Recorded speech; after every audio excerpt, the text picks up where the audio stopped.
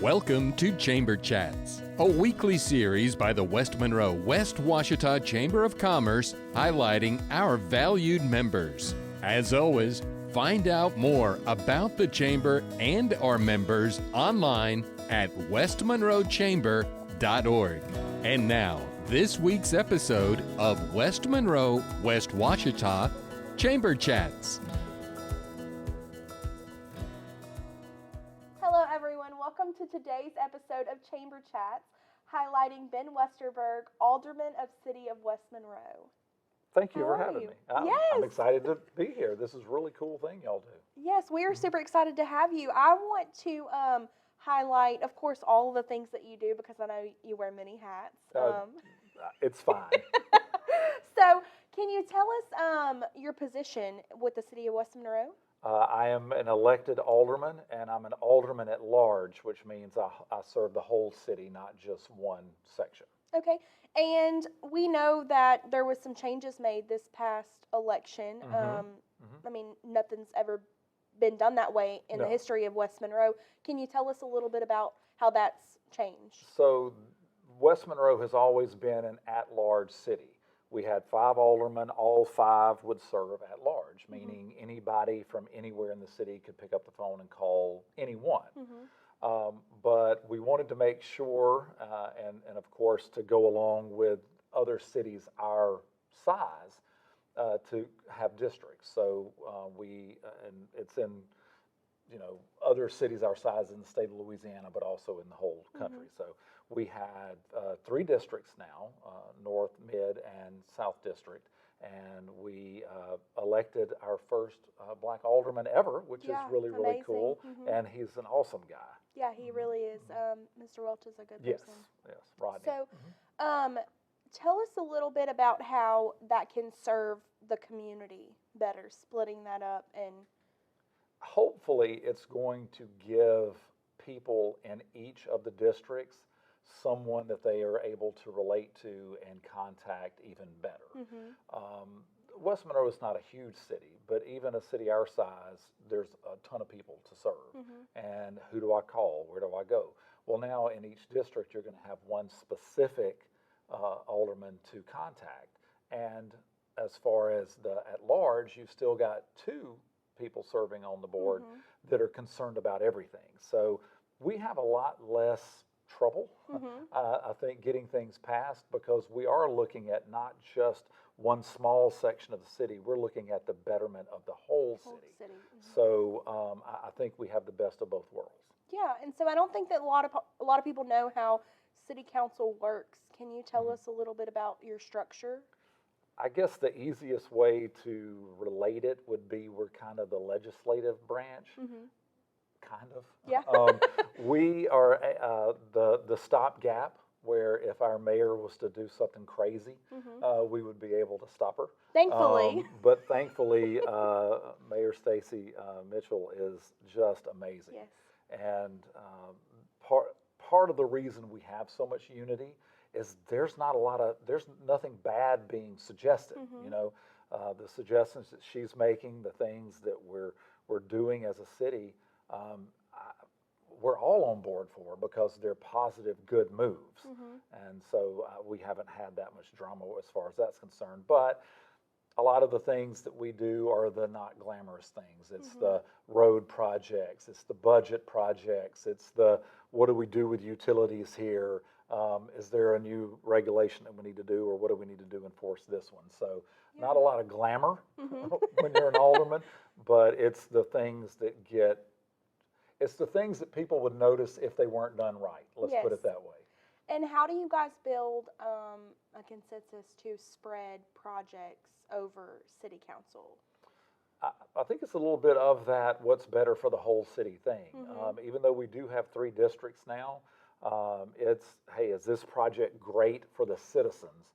Yes, it is. Well, then we're all voting yes. So the things that benefit the Southern District, District 3, we're talking about Antique Alley, right? Well, that benefits the whole city. That's right. If we're doing something in the north end, like the new development at Highland Park, that's for place for people to live, place for people to shop, place for wetland area for people to walk in a park. Who doesn't that benefit? That benefits the whole city.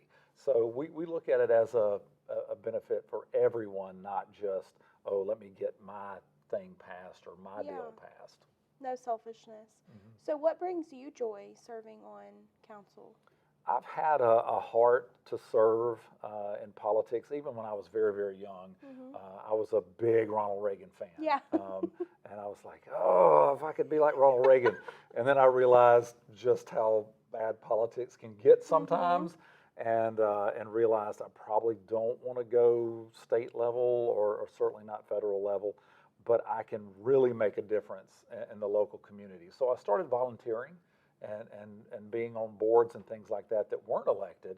And then eventually I was like, oh, well, I guess I'll do this too. And Mayor Norris, who did a wonderful job for over 40 years, saw fit to say, okay, when we had one of our longtime members pass, he appointed me and he said, hey, you know you're going to have to run now. Yeah. And I said, oh, gosh, which was totally different for me. But and now been in 2 elections, and I'm thankful to continue to get to serve.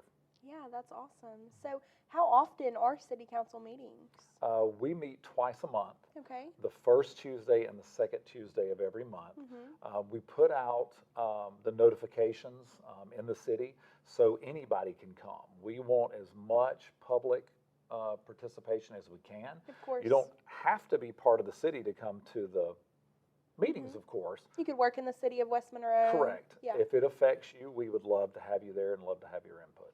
So if someone comes to a city council meeting and they voice opinion, concern, how do you guys manage that feedback? It depends on what the issue is. Sometimes we have people there, some of our department heads that can address the issue just Right fine. there. I mean, people call me to complain about a pothole. I can't fix the pothole. That's police, that's everywhere. Right, The right. whole state of Louisiana is one big pothole. But thankfully, I know where to go to fix it, That's right? I right. know who to talk to. And sometimes we have people at the meeting that we're like, as soon as this is over, we're meeting in the back corner and we'll get this knocked out and make a decision and see if it's something we can do. Sometimes there are plans in place and our citizens just don't know it. Yeah. So someone will come with an issue or a concern and we'll be able to say, I wish you'd been in other meetings because guess what? That's been addressed here, here, and here. That's right. And things can't be done overnight sometimes. Sometimes it's state money that you have to fight for and get done. Sometimes it's not even the city. Sometimes it's the DOTD. And, you know, someone comes to us with a problem on Cypress Street. We don't handle Cypress Street. That's right. That's a state issue. But we're able to talk to the state people and we're able to get them to make adjustments. Very fun. That's right. Well, I appreciate you so much for being on today. Happy to be here. Is there anything that you want to highlight? You know, I thought about all the things that have happened in the city of West Monroe recently, just over the last 5-6 years. And I did make a list because I didn't want to leave something out. And people, you know, hey, when's Crowley Park going to be back open? It's on track. Be the second week of October. That park is a star in the crown of Northeast Louisiana, not just West Monroe. So we're thrilled about it. But Highland Park has been a huge success. Bringing together the business side, the park side with the wetlands, and then the side where we're building homes too. Not we, the city, you know, we just allow that to happen. That's right. Is just going to be a huge boon, and for anybody that's lives and works in that area, it's going to be wonderful and very convenient. So that's great. Downtown and Antique Alley and the continued boom there has been so exciting. Alley Park is a huge success. The concerts that are there have been so much fun and so great for the whole community, not just West Monroe. The indoor sports complex is set to open in December on schedule, which is amazing with feel all like we the just different. Did that groundbreaking yesterday, Yes. so it's crazy And to now me. it's here. No. And we've already got events booked through the month of January. I mean, so very, very exciting of what that's going to do for the whole. And thank y'all for everything that y'all have done with that as well. The new marina is huge. Campbell's Landing is seeing a lot of success, and we're continuing to add to that.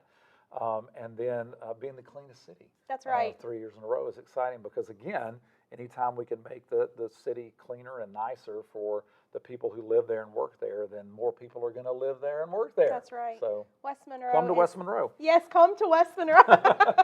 It is booming. Well, I appreciate you so much for joining us today. Thank you. Yes, I really, it was a pleasure having you on. I talked a lot, didn't I? So, no worries.